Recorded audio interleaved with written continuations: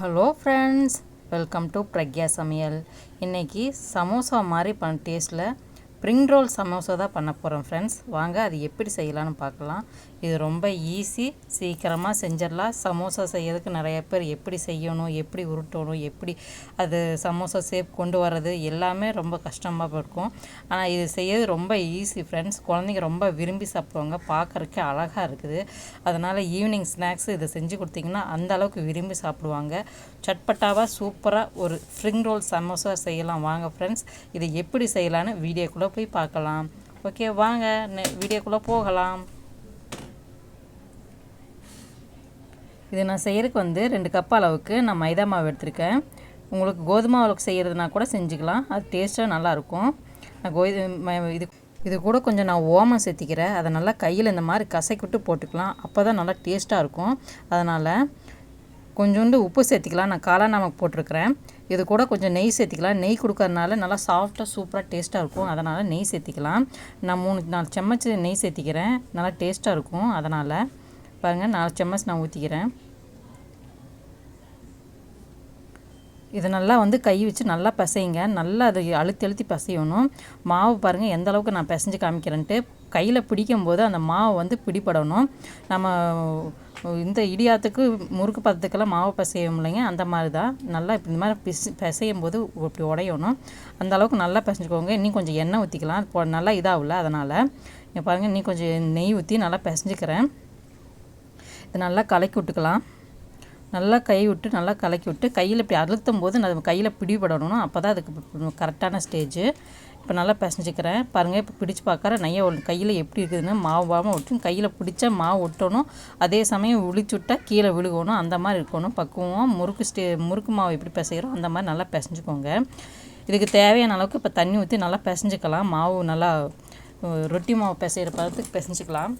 கொஞ்சம் கொஞ்சமாக தண்ணி ஊற்றி பிசைங்க, நிறைய தண்ணி ஊற்றிட வேணாம். கொஞ்சம் கொஞ்சமாக ஊற்றி இந்த மாதிரி கொஞ்சமாக தண்ணி இந்த மாதிரி நல்லா ஊற்றி நல்லா பிசைஞ்சு விடுங்க. நல்லா அழுத்தி பிசைஞ்சு விடுங்க. நிறைய தண்ணி ஊற்றி அது கசகசன்னு பண்ணிடாதீங்க. ஈவனாக தண்ணி ஊற்றி நல்லா பிசைஞ்சுக்கோங்க. பாருங்கள், நான் நல்லா பிசைஞ்சு எடுத்துக்கிட்டேன். இதை கொஞ்சம் நேரம் மூடி வச்சிடலாம். நல்லா ஊறட்டும். ஊறினா தான் நமக்கு நல்லாயிருக்கும். கொஞ்சம் ஆயில் அப்ளை பண்ணி ஊற வச்சுருங்க. இதுக்கு தேவையான மசாலாக்கள் எப்படின்னு சொல்லி ரெடி பண்ணிட்டு வந்துடலாம் வாங்க ஃப்ரெண்ட்ஸ். அதுக்கு நான் 5 உருளைக்கிழங்கு எடுத்துருக்கேன். இதை நல்லா வேக வச்சு அந்த தோலெல்லாம் எடுத்துகிட்டு வேக வச்சு வச்சுருக்கிறேன்.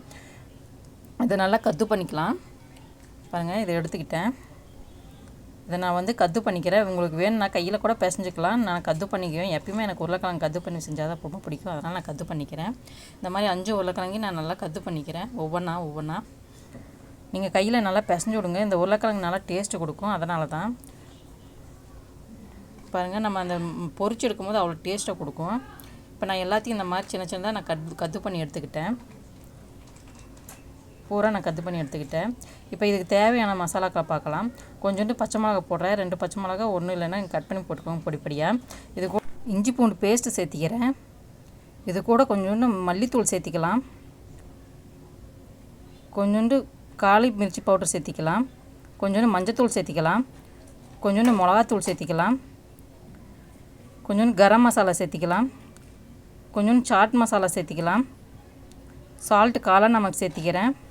கொஞ்சோண்டு கார்ன்ஃப்ளவர் சேர்த்திக்கலாம். அது கொஞ்சம் நல்லா டேஸ்ட்டை கொடுக்கும். இல்லைன்னா அரிசி மாவு இருந்தால் கூட சேர்த்திக்கோங்க, நல்லா டேஸ்ட்டாக இருக்கும். அதில் கொஞ்சோண்டு தனியாக சேர்த்திக்கிறேன். இதை நல்லா கை வச்சு நல்லா பிசைஞ்சுக்கோங்க. இதுதான் நல்லா டேஸ்ட் எடுத்து கொடுக்கும். அதனால் நல்லா கை வச்சு நல்லா பிசைஞ்சுக்கோங்க. நல்லா பிசைஞ்சுக்கோங்க. அந்த ஈரப்பதத்தை எடுக்கிறதுக்காக தான் நம்ம அந்த கார்ன்ஃப்ளவர் மாவு போட்டிருக்குறோம். நான் அரிசி மாவு போட்டிருக்கேன். நீங்கள் கார்ன்ஃப்ளவர் மாவு வேணால் கூட போட்டுக்கோங்க. நல்லா பிசைஞ்சுக்கோங்க. ஈரமாக இருந்தால் நம்மளுக்கு உருட்டை வராது. அதனால தான் அந்த மாவு கொஞ்சம் போட்டு நல்லா மிக்ஸ் பண்ணிக்கிறோம். இது பாருங்கள், இந்த மாதிரி நல்லா பிசைஞ்சு எடுத்துக்கலாம். நல்லா மிக்ஸ் பண்ணி எடுத்துக்கிட்டேன். இப்போ மாவை நம்ம உருட்ட ஆரம்பிச்சிடலாம். இங்கே பாருங்கள், மாவு எடுத்துக்கிட்டேன். அது எந்த அளவுக்கு சாஃப்டாக வந்திருக்குன்னு பாருங்கள். நல்லா இன்னொருக்கா பிசைஞ்சு விட்டு கையில் லேசாக இந்த மாதிரி அழுத்தி விடுங்க. நல்லா அது பிசைஞ்சதுக்கப்புறம் நான் 2ஆக பிரிச்சுக்கலாம். 2 வாட்டி நான் போடுவேன், அதனால் 2ஆக பிரிச்சுக்கிறேன். இந்த மாதிரி 2ஆக பிரிச்சுக்கிட்டேன் நான். ஒரு மாவில் எந்த அளவுக்கு நீளமாக பிசைய முடியுமோ அந்தளவுக்கு நீளமாக பிசைஞ்சுக்கோங்க. அதாவது உருட்டி விட்டுக்கோங்க. எவ்வளோ தூரம் அகலமாக நீளமாக உருட்டி விட முடியுமோ அந்தளவுக்கு நீளமாக அகலமாக உருட்டி விட்டுக்கோங்க. இந்த மாதிரி நீளமாக உருட்டி விட்டுக்கோங்க. பாருங்கள் ஈவனாக ஒரே மாதிரி ஈவனாக இருக்கணும். ரொம்ப தடிமனாக இருக்கக்கூடாது, அதே சமயம் ரொம்ப மெலிசாகவும் இருக்கக்கூடாது. ஈவனாக பண்ணிக்கோங்க. இதில் ஒரு கார்னர் மட்டும் நம்ம நீட்டாக ஈவனாக கட் பண்ணிக்கலாம். ஏன்னா நம்ம உருட்டி விட்றதுக்கு சௌகரியமாக இருக்கும். அதனால் இங்கே பாருங்கள் லேயர் இந்த அளவுக்கு தான் இருக்கணும். இதை விட இவ்வளோ மோட்டாகவும் இருக்கக்கூடாது, இதை விட பத்தலாகவும் இருக்கக்கூடாது. இப்போ நம்ம மசாலாக்களை வச்சு நல்லா ஈவன் பண்ணிக்கலாம். நல்லா சரிசமமாக வச்சுக்கலாம். பாருங்கள் இந்த மாதிரி சரிசமமாக வச்சுக்கலாம். நல்லா ஈவன் பண்ணி விட்ருங்க. கரெக்டாக ஒரே லெவலுக்கு கொண்டு வருங்க. மாவுகான பிச்சுக்காதுங்க. அதனால் ஒரே மாதிரி தேய்ச்சி விட்டுக்கலாம். நீங்கள் தோசைக்கல் இருந்தால் கூட தோசை கரண்டி இருந்தால் கூட தோசை கரண்டியில் வச்சு நல்லா இழுத்துடுங்க. இப்போ இந்த கார்னரில் நான் எதுக்காக இந்த மாதிரி கேப் விட்டுருக்கேன்னாக்கா, நம்ம அந்த இடத்துல மாவு வச்சு நல்லா ஒட்டி விடணும். அதனால் அந்த இடத்துல நான் கேப் வச்சுருக்கேன். கொஞ்சோண்டு மாவு எடுத்துக்கலாம். மைதா மாவு போட்டுக்கிறேன். அதில் கொஞ்சோண்டு தண்ணி ஊற்றி நல்லா மிக்ஸ் பண்ணி நல்லா அந்த இடத்த பேஸ்ட் எடுத்துகிட்டு வந்து அதில் ஒட்ட வைக்கலாம். அதுக்காக தண்ணி ஊற்றிக்கலாம். நல்லா மிக்ஸ் பண்ணிக்கலாம். ஏன்னா இந்த மாவு தான் அதில் ஒட்ட வச்சு இந்த ரோல் பண்ணுறதுக்கு நம்மளுக்கு பிச்சுக்காமல் இருக்கும். அதனால் இந்த மாதிரி பேஸ்ட் எடுத்து அந்த இடத்துல அப்ளை பண்ணிக்கலாம். பாருங்கள் ரெடி ஆயிடுச்சு. இப்போ இந்த மாவு எடுத்து இதில் நான் அப்ளை பண்ணிக்கிறேன். பாருங்கள் இந்த மாதிரி ஈவனாக இந்த மாதிரி அப்ளை பண்ணிக்கோங்க. அப்போ தான் ரோல் பண்ணும்போது கரெக்டாக நம்மளுக்கு ஒட்டிக்கும், இல்லைனாக்கா பிச்சுக்கும். இந்த மாதிரி அப்ளை பண்ணிவிட்டு மெதுவாக இந்த மாதிரி கொஞ்சம் கொஞ்சமாக சின்னதாக கொஞ்சம் அப்படியே சுற்றிட்டு வாங்க. ஜோராக எடுத்து சுற்றிடாதீங்க. ஜோராக எடுத்து சுற்றிட்டிங்கன்னா சுற்ற முடியாது. அதனால் கொஞ்சம் கொஞ்சமாக சின்னதாக அப்படியே சின்னதாக உருட்டி இப்படி இந்த மாதிரி ஈவனாக பண்ணி வச்சுக்கோங்க. 2 ரோல் வந்தால் போதும். அந்த அளவுக்கு நீங்கள் மாவு உருட்டினா போதும். பாருங்கள் இந்த மாதிரி நல்லா சுற்றிக்கோங்க. இப்போ நான் சின்ன பீஸாக கட் பண்ணிக்கலாம். பாருங்கள் எப்படி மெதுவாக கட் பண்ணுங்கள். ஜோராக அழுத்தியும் கட் பண்ணிடாதீங்க. இந்த மாதிரி சின்னதாக கட் பண்ணுங்கள். ஒவ்வொன்றா கட் பண்ணுங்கள்.